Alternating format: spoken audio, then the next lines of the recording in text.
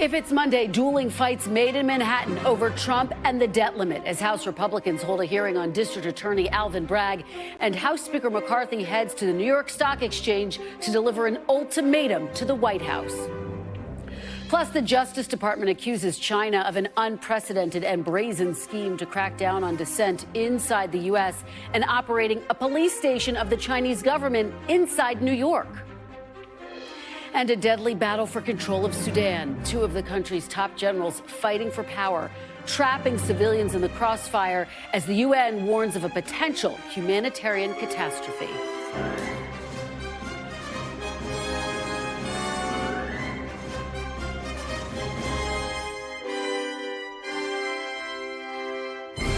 Welcome to Meet the Press Now. I'm Kristen Welker. Congress is back from its recess, but the big action today wasn't on Capitol Hill. It was in Lower Manhattan. In New York City today, House Republicans aggressively defending former President Trump as he faces criminal charges while also escalating a standoff with President Biden on a potentially catastrophic default on U.S. debt. This morning, Speaker McCarthy delivered remarks from the New York Stock Exchange warning of the risks of rising debt and demanding the White House restart debt ceiling negotiations or else. Without exaggeration, American debt is a ticking time bomb that will detonate unless we take serious, responsible action. Yet, how has President Biden reacted to this issue? He has done nothing. Mr. President, with all due respect, enough is enough. This is not how the leader of the free world should act. Your partisan political games are provoking the very crisis you claim to avoid. Now, the White House argues that the partisan political games are actually being waged by Republicans. In a statement, they accuse McCarthy of, quote, dangerous economic hostage-taking. President Biden has said he will not negotiate on this issue and is demanding a clean bill to lift spending caps. Now, it's worth noting that without government action, the Treasury Department warns the U.S. could exceed its debt limit later this summer, which could prompt an unprecedented default on U.S. debt and throw the global economy into a state of widespread turmoil. Meanwhile, as McCarthy criticized the current president, Republicans on the House Judiciary Committee held a field hearing just a few blocks away to bolster the former president. The hearing, which on its face is about the issue of crime in New York under Manhattan District Attorney Alvin Bragg, comes, of course, as Mr. Trump has relentlessly attacked Bragg for charging him with 34 felony counts of falsifying business records. The Republican members of the Judiciary Committee echoed many of the same attacks Mr. Trump has levied against Bragg on his social media feed. Take a listen. The district attorney justice isn't blind. It's about looking for opportunities to advance a political agenda, a radical political agenda. Rather than enforcing the law, the DA is using his office to do the bidding of left-wing campaign funders. He's taken a soft-on-crime approach to the real criminals. Mr. Bragg, I hope you're watching. I hope you're watching today, sir. You're a disgrace. You're a danger to this country, and I will do everything I can in my power to hold you accountable. NBC's Garrett Hake is on Capitol Hill. NBC's Ryan Nobles is in Manhattan following that Judiciary Committee field hearing. And NBC's Ali Rafa is outside the White House. Garrett, I want to start with you. Speaker McCarthy says a House debt ceiling proposal is coming. And I think the big question is, how detailed is it going to be? Are you getting any sense of what is in this proposal? Well, look, the proposal's the right word, Kristen, because that's where we are right now. This is not yet a bill, but it's the outline of where House Republicans think they want to go, at least to get negotiations started. In this proposal, you see things like capping discretionary spending, rolling it back to 2022 levels, building in the idea that you could only add to that spending by 1% a year. They talk also about unspecific changes that they would want to make to some entitlement programs, things like SNAP benefits potentially, changing the work requirements around that, or around Medicaid. I'm being unspecific here because the plan itself is unspecific, and I think that's ultimately where this gets into some trouble. McCarthy went to New York today to try to shake up this argument, try to make the point in front of a different audience that negotiations, he believes, need to resume with the White House. The White House and Senate Democrats have said, we'll negotiate to the degree we want to do that at all when you have a real plan. So an outline is not a plan. It's not something you can pass into law. This doesn't get all the way there, but McCarthy and House Republicans argue argue it's a start and we should be talking. And by the way, he just got some backup on the House floor from Mitch McConnell in his first speech back after suffering that concussion. He's saying President Biden needs to sit down with the speaker. He's not going to basically jump in and help. He wants those two to sort this out sooner rather than later. Well, that is certainly an interesting data point today, Garrett. And, you know, we have spent so much time focused on how fractured the Republican caucus is. And the big question is, will Speaker McCarthy be able to get Republicans in the House on board with any plan or deal that he strikes with the White House? He was asked about that today on CNBC by our colleagues, and he says, quote, that he has the support of America and that he will ultimately get the party behind him. What do you make of that response? What does it tell us about the state of play right now? Well, it tells me he doesn't have the votes yet, but I think that's also partly because he doesn't have a bill yet. I mean, how many times in how many different contexts have we talked about the idea that you can't pass an outline and that what's going to matter here are the details? What do those work requirements look like? How many people among the most vulnerable might get left without benefits or with reduced benefits? That's going to make people, particularly in those battleground districts that we're always talking about, you know, I look first to the New York delegation where you've got all these new Republicans from New York State who won in Biden districts. How are they going to react to this? If McCarthy is going to force the White House's hand on this, he needs to at least make sure all of his ducks are in a row, because any cracks in the Republican coalition will be certainly exploited by Senate Democrats and by the White House. Yeah, well, okay, and you take me to my next point. Garrett, thank you for that very smooth transition. Ali Rafa, let me go to you at the White House, because they were out with a pre-buttal today before we even heard from Speaker McCarthy. What's the strategy there? And as Garrett notes, they're dug in on this issue, essentially saying, look, we're not going to negotiate. We're not going to have Speaker McCarthy back to the White House until we see the plan. Yeah, Kristen, what we heard from Speaker McCarthy today was widely anticipated from this White House. And so what you're seeing now, I would almost compare it to that awkward period of time after you have a fight with a family member or friend where either side is waiting on who reaches out to the other first. Except in this specific case, there really was no fight. There was no argument because we didn't even get to that point. We know that President Biden and Speaker McCarthy haven't met in person or talked about the debt ceiling debate since they met in person in the Oval Office in February, despite several public invitations by the president to continue those discussions. So right now, we're really in this space where we're waiting to see how this continues. As you said, both sides really dug in here.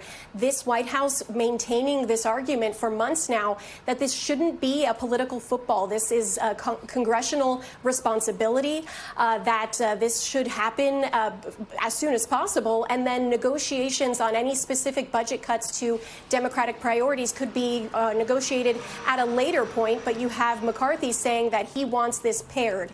Any sort of negotiation on the debt ceiling to be paired with those spending cuts. So the White House at this point trying to get this behind them as soon as possible, because especially this proposal that we heard from McCarthy today to potentially delay this into next year, an election year, certainly threatens this White House's plan to, as we know, we know President Biden is expecting to announce his reelection soon.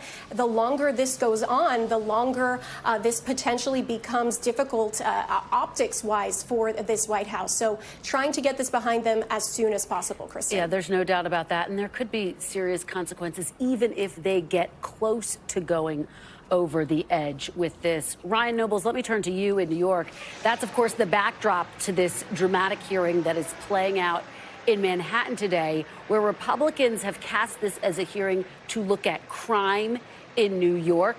And yet the inference is this is about really putting DA Bragg in the spotlight. Of course, the person who has charged former President Trump with 34 felony counts. So what were your big takeaways so far today? Yeah, Kristen, it's interesting. Donald Trump's name was not on the agenda at all, but there's no doubt that this indictment against him, the future prosecution from Alvin Bragg and his office, cast a long shadow over the proceedings today. You know, the Republicans that were involved here insisted that this was just about a big concern that they have about crime on the increase all over the country, but specifically here in Manhattan.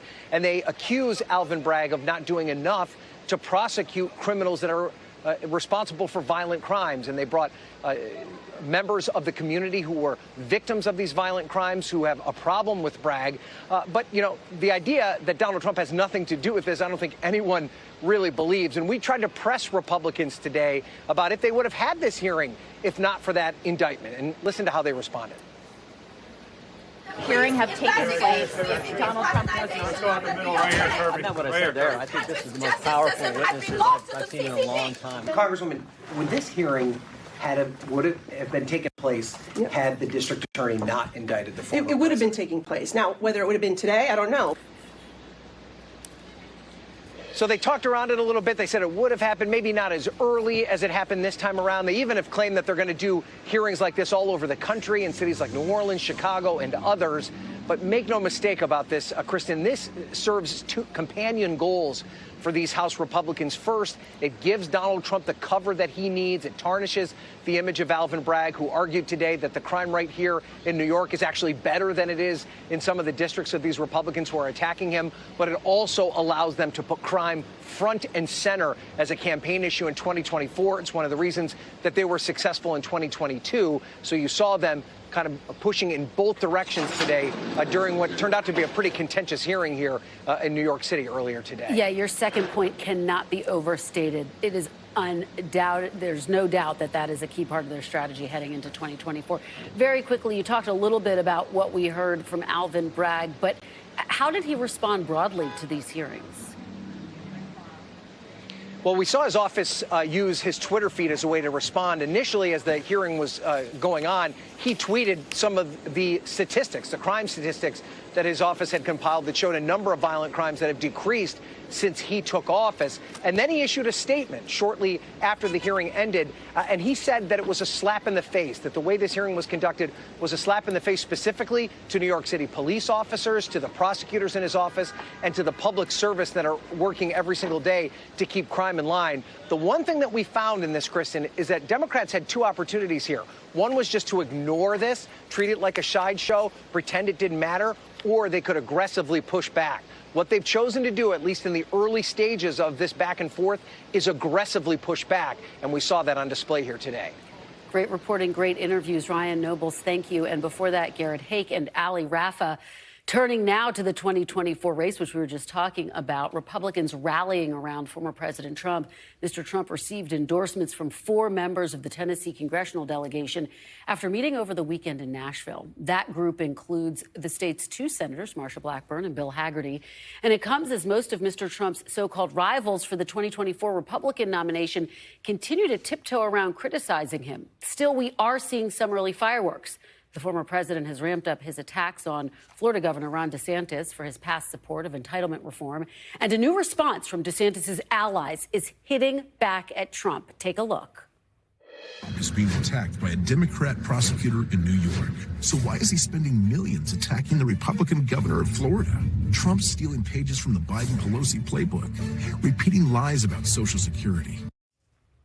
Joining me now to break down the state of 2024 Republican field is Amy Walter, publisher and editor-in-chief of the Cook Political Report. Amy, always great to have you. Great to be here. So let me just get your reaction to what we just saw. So here is a group that's allied with Ron DeSantis. Key. That's the key, right? We're not hearing that from Ron DeSantis. Right.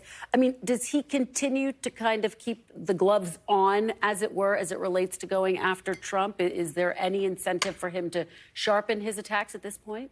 That's a really excellent point, because remember, we have both the ads that are going up for Donald Trump, which attack Ron DeSantis, also not officially yet with the Trump campaign. They're also part of the super PAC, and these are super PAC ads. The one thing that I thought was really interesting in that ad, it did 2 things, the one that you just showed. One, trying to give some cover to Ron DeSantis. So it seems pretty clear that the attacks that Trump and Trump surrogates have had on DeSantis on this issue of entitlements, and when he was in Congress, when DeSantis was in Congress, voting for budgets that made reforms to entitlements, it's taking a toll, which is why they were up there responding, tried to answer back for insulate.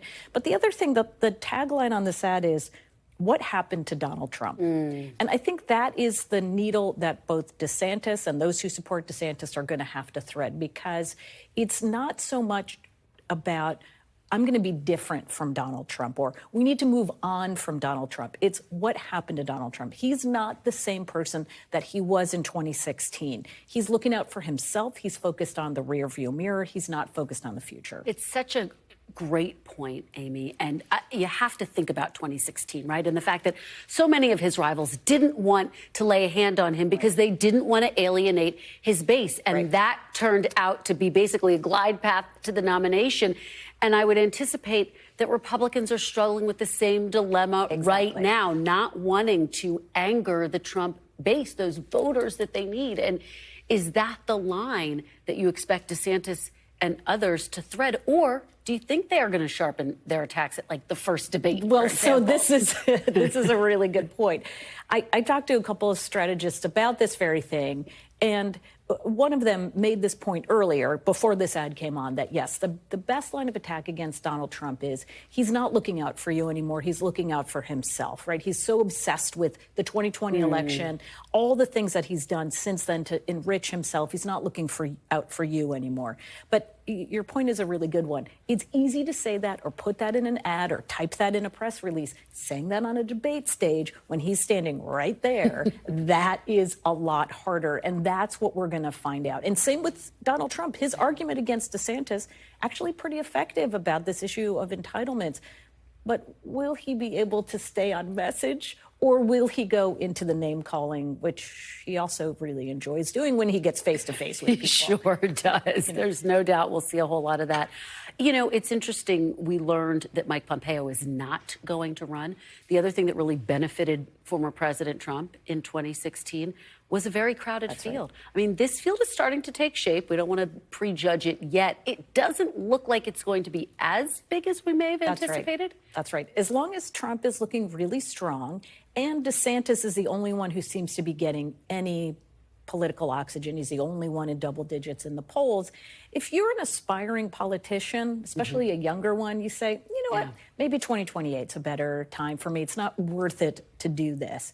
But as we know, and again, I talked to a lot of strategists over the last couple of weeks, especially Republicans who have been in presidential campaigns. And they say, remember, there's always somebody in the field that surprises us. Pete Buttigieg, Rick Santorum, right? You and I can go through the whole list of candidates that were at 2% in the polls, and no one was taking them seriously. The two frontrunners got into rock'em sock'em robot kind of fights, and created an opening for a candidate who is different. I think that's where Tim Scott is sort of trying to go. Scott, right, which is I'll be the more optimistic. I will be someone who's not bruised up from the fighting. I'm going to be one that sort of unites. He talks a lot about uniting America, but also that I could unite the party. So these dynamics are still very fluid, obviously, but I think you're exactly right. The field is going to be a lot smaller, which means that this fight over that, let's call it 60% or so of voters who aren't hardcore Trump, always Trump voters, that's a big pool. It's a lot of voters. And the fewer candidates, then you're right, it doesn't get split up in many ways. Very quickly before I let you go, fundraising. The Trump campaign says we're going to have a windfall because of the indictment. You also have Nikki Haley, who her campaign said that they had raised about $11 million. It was actually over $8 million. Right. So that got adjusted a little bit. But what do you make of those figures so far, and the fact that, Trump's been raising the most, but it's been pretty flat in terms of what we've seen? The one number we really want to see is Ron DeSantis. We know what he raised before. We're all waiting for him to announce to see what kind of money he will have in the bank. I think that will be really instructive for what kind of money is out there for a candidate that, again, is not running as an anti-Trump, is well known, who had gotten a lot of donor support before. But I think you will have individual donors who may end up saying, well, you might not have a lot of money in the bank, but I like you, and I'm going to fund a super PAC for you. And as you know, that matters as well as what's in the bank of the individual candidates. Amy Walter, thank you so much for setting the table for us on this Monday, making us smarter. Great to see you as always. Coming up next, two high-profile senators return to the Capitol, but there is still one big absence on the Senate floor, leaving Democrats in a bind. And new NBC News reporting on the Democrats' 2024 dilemma. Who would be a tougher opponent, Ron DeSantis or Donald Trump?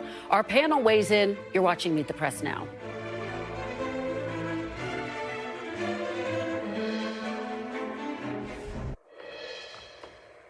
Welcome back. Two senators, one from each side of the aisle, are returning to Capitol Hill this week after lengthy absences for health issues. Minority Leader Mitch McConnell spoke on the Senate floor today, coming back to work more than a month after a fall that left him with a concussion. And Pennsylvania Democrat John Fetterman is back more than 2 months after he checked into the hospital to seek treatment for clinical depression. But one key Democratic senator will remain absent.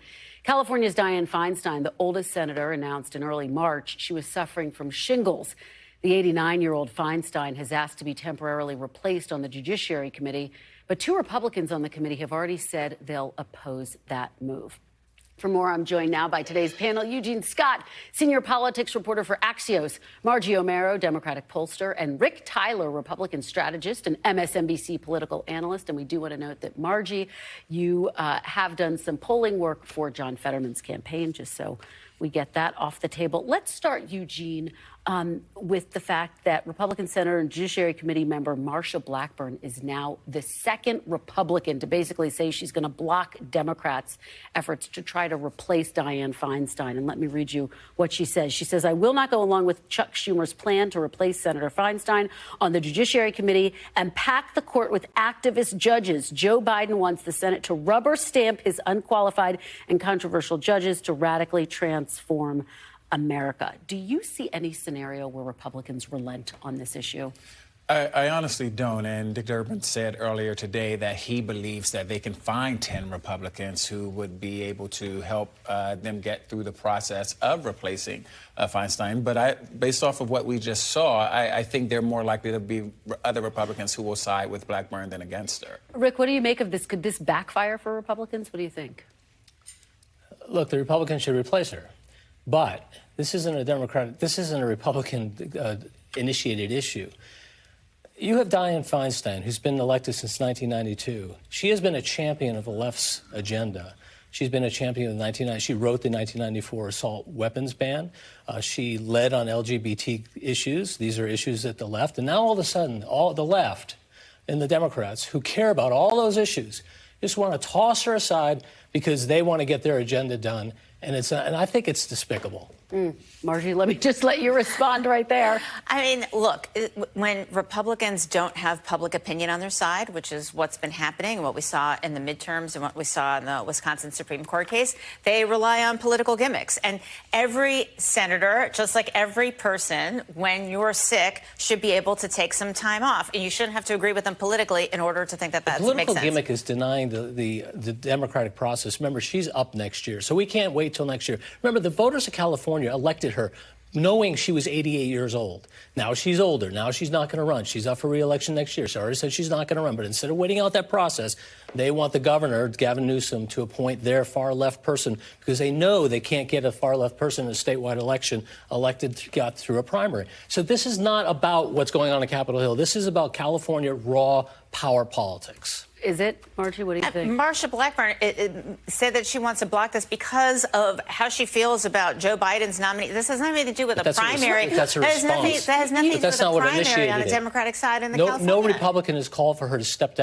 her seat, vacate her seat. You do have Ro Khanna, you have Dean Phillips kind of leading this charge for her to step down. I mean, do you think that more are going to follow suit? Are you concerned about that? I don't know. This is a decision that's up to her and her family and her staff. Ro Khanna called it a dereliction of duty. I think that's despicable. Let me play what Amy Klobuchar had to say. She's one of those who's trying to walk a fine line, and I think it really illustrates the tough spot that some Democrats are in. Take a look.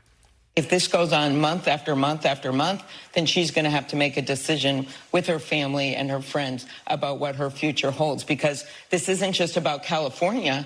It's also about the nation. And we just can't, with this one vote margin, and expect every other person to be there every single time. It's going to become an issue as the months go by. But I'm taking her at her word that she's going to return. Eugene, what do you make of that? And you can kind of feel how uncomfortable she is talking about this. Well, I don't think it's as simple as people wanting a far-left person appointed by Newsom. I think there are a lot of voters I've spoken with in California who are concerned that there has not been a clear date that has been articulated about whether or not Feinstein or when Feinstein will return. We don't see most people saying that she should be kicked out of the Senate right now. In fact, we've seen a growing number of women lawmakers say, hold up now, we don't talk about this when they're men who are sick, as we have seen, as you alluded to earlier in this conversation. But I think people really want to know at the end of the day, will someone be in this position who can fulfill the responsibilities that voters sent this lawmaker to Washington to fulfill? The question really is also about kind of the spot that it is putting a Gavin Newsom in. I mean, if he has to replace her, for example, and the concerns that have been expressed from his camp about putting his finger on the scale of that race. Well, I think that's for his team to decide once that's something he has to do. How important, Rick, is Mitch McConnell's return, do you think? How significant is it? And does it underscore this disparity that some lawmakers are trying to argue between, kind of the time that is given to male lawmakers to recover versus what we're seeing with Feinstein? Look, I think it's significant, and you just have to go over the Senate gallery and look down and see that we have a lot of elderly people who served their country as lawmakers, but voters voted them in there. I'm glad that Mitch McConnell is back leading his caucus.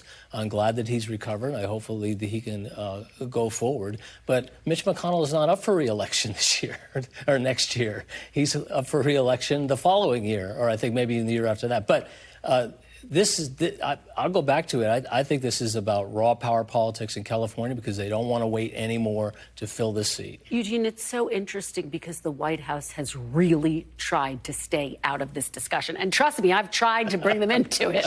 But this is an uncomfortable discussion for President Biden to be having. And they have been very clear. Look, this is up to Senator Feinstein, but the idea of focusing on a lawmaker's age is not something they want to talk about. Because you can't talk about it just with Feinstein and leave it at Feinstein, to your point. And that's why I think we're seeing not just the White House be careful. There are a lot of people who really want to be careful because, to your point, if you just look over the Senate gallery, like while Feinstein is the oldest senator, she's not the only person who has had health issues that has made her constituents question whether or not she can do the job. Speaking of the White House, I do want to do one note on 2024, which is that they are watching this emerging Republican field very closely.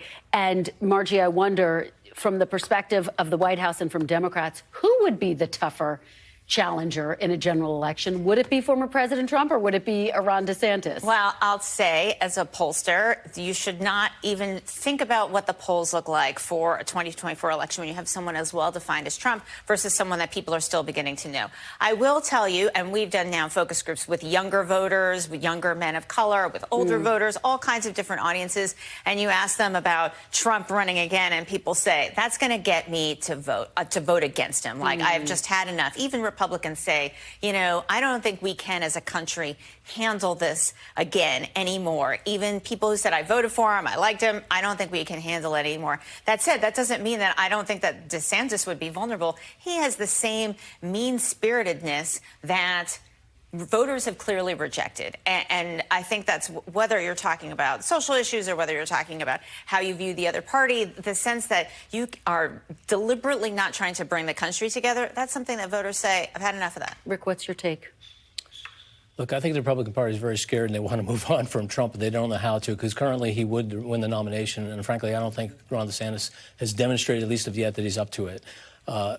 Challenging Trump as the one alternative because he keeps failing that, because he casts himself always in the shadow of Trump. He's always reacting to Trump. He's always defining his issues based on what Trump is or isn't. And you saw that with the Ukraine issue, where he stepped in it on Ukraine and then immediately backed off because he was realizing he's not being a leader, and people want a leader. Yeah.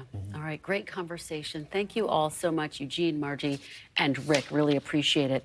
We want to turn now to yet another mass shooting in America, sending another community into mourning. This time it's Dadeville, Alabama, where over the weekend, 4 people were killed and 28 others were injured in a shooting at a 16-year-old's birthday party. Authorities identified the 4 victims killed as Corbin Holston, Marcia Collins, Sean Kevia Smith, and Phil Dowdle. 18-year-old Dowdle was on his way to play football for Jacksonville State on a scholarship. Police have not yet identified the suspect or even shared if there is a suspect in custody. They also have not released any information on the motive behind the shooting. Now, according to the Gun Violence Archive, this is the 163rd mass shooting in this country so far this year. It is the 107th day of the year, just to put this all into context. Still ahead, China's crackdown on dissidents on American soil. The Justice Department goes public with a sweeping new series of cases, including a secret Chinese police station headquartered illegally in New York's Chinatown neighborhood. Plus, new details on last week's intel document leak and the alarms being sounded by lawmakers in the wake of the stunning security breach. I am stunned that somebody at that level could have so much access. So the question is, how did he get it and why did he do it? I have a lot of questions about why were these documents lying around? Why did this particular person have access to them? Where was the custody of the documents and who were they for? Clearly, he was having access to documents that he should not have had access to. And someone should have been paying attention, tapping him on the shoulder and ending that access.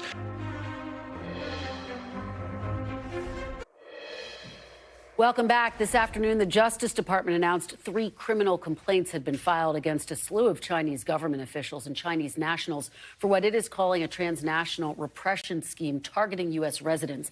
U.S. law enforcement officials arrested 2 men for allegedly operating an illegal Chinese secret police station in Manhattan's Chinatown. They face charges of conspiring to act as agents of the Chinese government and obstruction of justice. DOJ is also charging over 40 Chinese government officials and Chinese nationals for harassing dissidents here in the U.S. by creating fake social media accounts to threaten and suppress those individuals. All of those defendants are believed to live in China or elsewhere. Joining me now on set is NBC News Justice and Intelligence correspondent Ken Delaney. And Ken, thanks so much for being here. So what more do we know about this scheme and what the PRC was up to? Kristen, this is a major move by the Justice Department to call out China for this behavior. And it's so interesting. People might say, wait a second, a Chinese police station in New York City? How does that work? Well, it turns out that China has as many as 100 overseas police stations in different countries across the globe, according to a human rights group. And the Chinese say that they are designed to provide services to the overseas Chinese community. But what activists say and what the Justice Department is saying is that often they're tools of repression to target and harass dissidents, people who disagree with the Chinese government. That's what they say happened here. And then in the other case, you have a host of people accused of, as you said, setting up fake social media accounts, some in Chinese, some in English, and trying to manipulate U.S. public opinion. So a really interesting case here. So could there be more of these secret police stations here in the U.S., given what you say, that there are so many globally? Absolutely. I think there's a great chance. We don't know of anything right now, but I mean, there are other major cities with large Chinese populations and Chinese American populations. The government of China takes the position that all Chinese across the world are subject to their laws. And obviously, the Justice Department does not see it that way. It's just extraordinary to think about. Let's turn now and talk about the leaker, 21-year-old Jack Teixeira, who was accused by the U.S. government of leaking these highly classified documents. And obviously, you have bipartisan calls from lawmakers demanding answers and demanding to know how this could have happened and how to prevent it. Where are we in terms of trying to figure out whether he should have had access and if there's going to be a real effort to clamp down on how many people have access to these sensitive documents? Well, I think the Justice Department knows the answer to that question, but they haven't revealed it yet. Did he have lawful access, or did he use his IT sort of administrative access to steal these documents? That's a huge question, but whatever the answer is, it's very clear that there were some basic security failures here. That's one thing the lawmakers are talking about. But they're also having a larger, broader conversation about the systemic issue of, wait a second, there are 1.3 million Americans with top secret security clearances. There's massive overclassification. By one count, the government classifies 3 documents a second. And so, you know, does the system need to change? And does the sharing of intelligence that happened in large part after 9/11, did that go too far? We know that the Senate is going to get a briefing this week. What are we expecting there? And does Congress have the capacity to take action to try to clamp this down, or does this have to happen within the U.S. government? Yeah, it doesn't seem like Congress is passing anything these days, Yeah. right? It's a House divided, but It's a fair point. The intelligence committees can put pressure on the agencies, and they can do things internally. They did a lot after Edward Snowden and Chelsea Manning leaked those documents more than a decade ago. They changed how security clearance holders are monitored, but some people think it needs to go even further. For example, right now they cannot look at private social media like this Discord platform where Jack Teixeira is accused of leaking these documents. Some people think maybe they should be able to do that. Well, and I think that there have been so many questions about whether there is a broader issue with classified documents. Yes, we have this leak, but we've also been talking about the current and former president and vice presidents who have taken classified documents home with them. They have all claimed that they didn't intend to do that. But, I mean, is there a broader issue here that lawmakers are going to have to look at? Yeah, it's a great example of how this system appears to be out of control. There are just too many secrets, too many classified documents, and the government does not have a handle on it. And this is a great example of where it goes wrong. Ken Delanian covering a whole lot of angles for us today. Ken, thank you so much. Great to see you as always. A key critic of Vladimir Putin, who has survived 2 poisoning attempts, now stands convicted of treason in a Russian court. We will have more on that story, including how his now haunting words when he sat down with Meet the Press.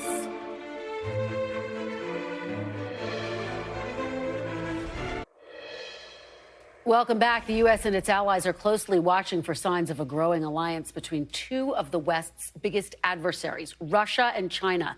Russian President Putin met with China's defense minister in Moscow yesterday, less than 1 month after his meeting with President Xi. The 2 nations touted their military cooperation and vowed to strengthen their strategic partnership. Meanwhile, the G7 foreign ministers gathered in Japan, where they discussed China's growing influence as well as Russia's war in Ukraine.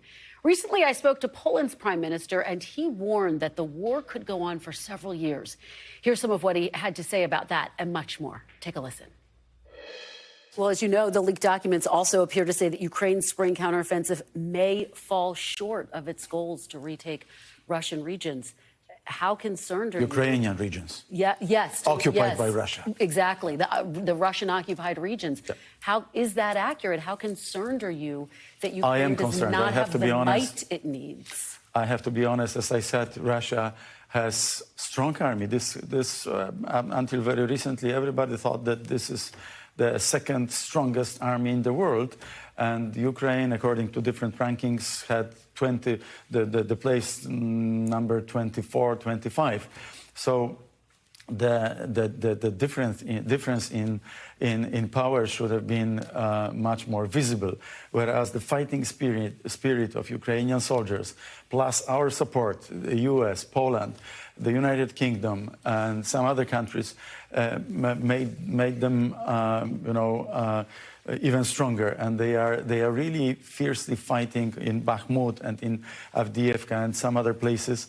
But having said that, I do not underestimate the power of Russia either.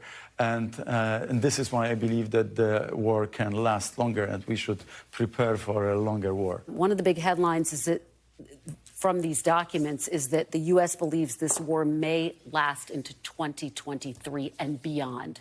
Is that your assessment? I think so, too, because Russia has huge and vast natural resources, human resources. They have patient society, patient public opinion. Actually, the public opinion in Russia support the Kremlin by and large. The majority of public opinion, or vast majority of public opinion, supports Putin.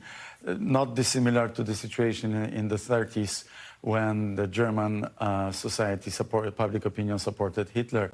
This makes the situation of Putin easier because he does not have to count with the public opinion domestically, whereas the public opinion in the United States or in Europe is much more yin-yang. They think that maybe the ceasefire at any cost should happen and stuff like this. So we have to work collectively on informing our public opinion in the European Union and in the United States how critically important it is to support Ukraine, and Ukraine must win this war. The leaks also show that Ukraine conducted drone strikes in Belarus and in Russia. Do you think that's accurate? And is that a violation of Ukraine's promise not to launch those strikes outside of the region? Well, a country, state, and a nation which is so brutally attacked has to defend itself through different sorts of means. And I do not think that this is any kind of violation of any agreements between Ukraine and the donors of the weapons and financial donors. This was used in several cases, and they are trying to undermine the strength of the Russians in terms of their logistics, in terms of their delivery of their weapons to Ukrainian front. So I don't think this was any breach of any agreements from before. So, but you're saying you think it's true that they struck targets outside of Ukraine? I don't have any specific knowledge about this. I'm just basing on your statement or your question and or on the documents. If they are true, even if they were completely true, I wouldn't think that this is breaching any agreement. Let me ask you about China and its role. As you know, top U.S. officials have expressed real concerns that China is considering providing lethal aid to Russia. So far, they say they have not seen evidence that that is happening.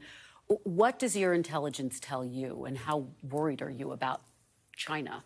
Well, I think this is a kind of red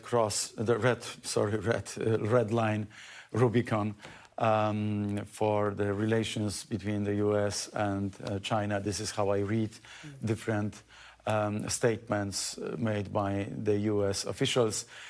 China is in close cooperation with Russia, unfortunately.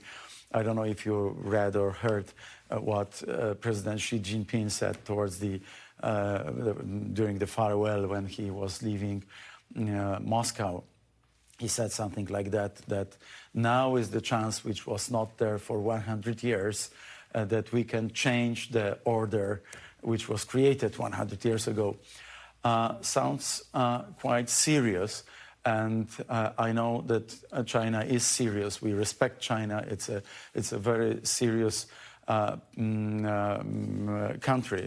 but also the engagement and involvement of the United States in this, China-Russian relations is critically important. Some have called it a marriage of convenience here. Do you see it that way?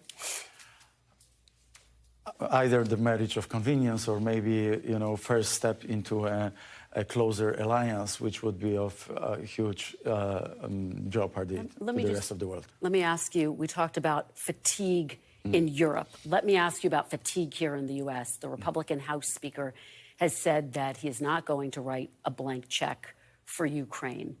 What is your reaction to that? And of course, we're facing an election year coming up in about 2 years here. Do you worry if there is a change in the White House that will impact sustained aid and support for Ukraine? Well, I am worried about the fatigue of the public opinion in the United States, which is going to impact probably the thinking of many politicians, in particular that early next year primaries begin, and this can have serious impact on the attitude towards Ukraine. The more so, I believe that this spring offensive and summer offensive is important, and working appropriate negotiating position by the Ukrainian government and President Zelensky is very important. Because God knows what is going to happen later on. This is why I warn against, the Russian patient stance towards this war in Ukraine. And our huge thanks to the Polish Prime Minister for sitting for that interview. You can watch my full interview with him on meetthepress.com. In related news, a Russian court today sentenced prominent Russian journalist and dissident Vladimir Kara-Murza to 25 years in prison on charges of treason and denigrating the Russian military. Kara-Murza was arrested after delivering a speech to the Arizona House of Representatives last month in which he denounced Russia's war in Ukraine. Today, he rejected the charges against him as political Digital and compared his hearing to the show trials conducted under Stalin. Kara-Murza has long been an outspoken critic of Vladimir Putin and previously survived two poisonings he attributed to the Kremlin. Over the past year, he spoke out strongly against Putin's invasion of Ukraine, including in appearances on NBC, and he spoke with Chuck Todd at the start of the Russian invasion last year. Take a look at that. We haven't had a free election in this country for more than 2 decades. The so-called parliament is not representative. It doesn't speak for us. It doesn't speak for Russian society. Those protesters who are on the streets of cities across Russia today saying that this is not my war are the real representatives of Russian people and Russian society, and I'm proud of them. You described him as deranged. Do you believe he is no longer a rational actor? And do you believe that there are people around him that are nervous that he's no longer rational? I think he hasn't been a rational actor for a long, long time, frankly. And, all the possible red lines that this regime could cross, it has crossed a long time ago. This coming Sunday, February 27th, we will be marking the 7th anniversary of the assassination of my close friend and Russian opposition leader Boris Nemtsov, who was literally gunned down in front of the Kremlin wall in February of 2015. Other political opponents have been poisoned by the Russian state, including Alexei Navalny, including myself, including others. We have hundreds of political prisoners. And more, Putin is also being aggressive, not just to our own people here in Russia, but also to other countries, as we're seeing very spectacularly here.